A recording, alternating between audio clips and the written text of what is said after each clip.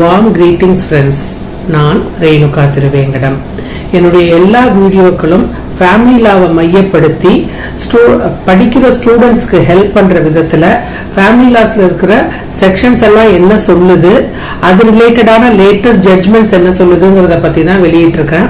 இந்த வீடியோஸை பார்த்துட்டு ஸ்டூடெண்ட்ஸ் வந்து ஒரு 2 மார்க் எக்ஸ்ட்ரா வாங்கினாலும் எனக்கு ரொம்ப சந்தோஷமா இருக்கும். 18 வயது நிரம்பிய ஒரு பெண் அவங்க அப்பா கிட்ட இருந்து ஜீவனாம்சம் மெயின்டெனன்ஸ் வாங்க முடியுமா அப்படிங்கறத பத்தி தான் நம்ம வந்து பார்க்க போறோம். ஆக்சுவலா ஒரு செக்ஷன் CRPC 125 நான் ஏற்கனவே சொன்னேன், பேன் இண்டியா. இதுல வந்து எல்லா மதத்தினரும் அந்த செக்ஷன் 125 CRPC கீழே மெயின்டெனன்ஸ் கேட்கலாம்.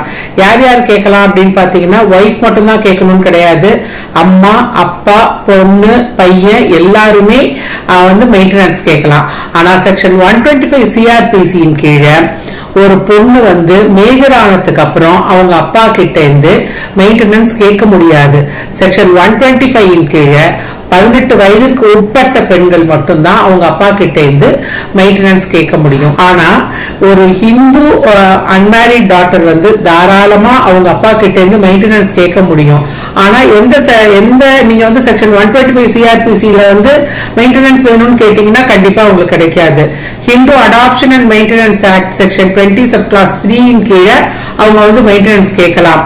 ஹிந்து அடாப்ஷன் மெயின்டெனன்ஸ் ஆக்ட்ல செக்ஷன் 20 என்ன சொல்லுது அப்படின்னு சொன்னா, யார் யாருக்கு வந்து மெயின்டெனன்ஸ் கொடுக்கலாம் அப்படின்னு, யார் யார் வந்து மெயின்டெனன்ஸ் கேட்கலாம் அப்படிங்கறத பத்தி சொல்ல, parents, legitimate and illegitimate children and unmarried daughters இவங்க வந்து அப்பா கிட்ட இருந்து மெயின்டெனன்ஸ் வாங்கலாங்கிறத பத்தி செக்ஷன் 20 சொல்லுது. அவங்க சப் கிளாஸ் 3 என்ன சொல்லுதுன்னா, ஒரு ஹிந்து அன்மேரிட் டாக்டர் அவங்களையே பராமரிக்கக்கூடிய நிலையில இல்ல அப்படிங்கிறப்ப மட்டும்தான் அவங்களால அவங்க அப்பா கிட்ட இருந்து மெயின்டெனன்ஸ் கேட்க முடியும்.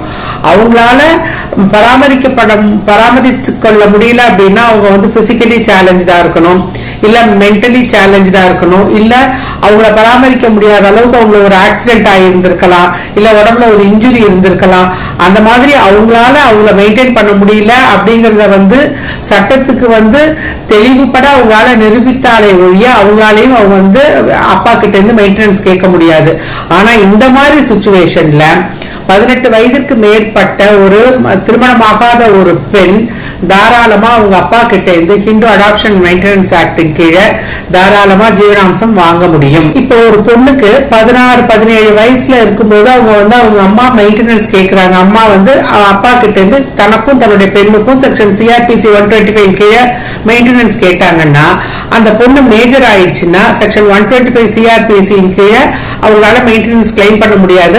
சப்போஸ் 17 வயசுல அவங்க வந்து மெயின்டெனன்ஸ் கேட்கிறாங்க, அது ஆர்டர் வரதுக்கு 18 வயசு ஆயிடுச்சுன்னா அந்த 1 இயர் இருக்கு பாருங்க, 17 வயசுல இருந்து 18 வயசு வரைக்கும் அந்த 1 இயருக்கு மட்டும்தான் அவங்களால மெயின்டெனன்ஸ் கேட்க முடியும்.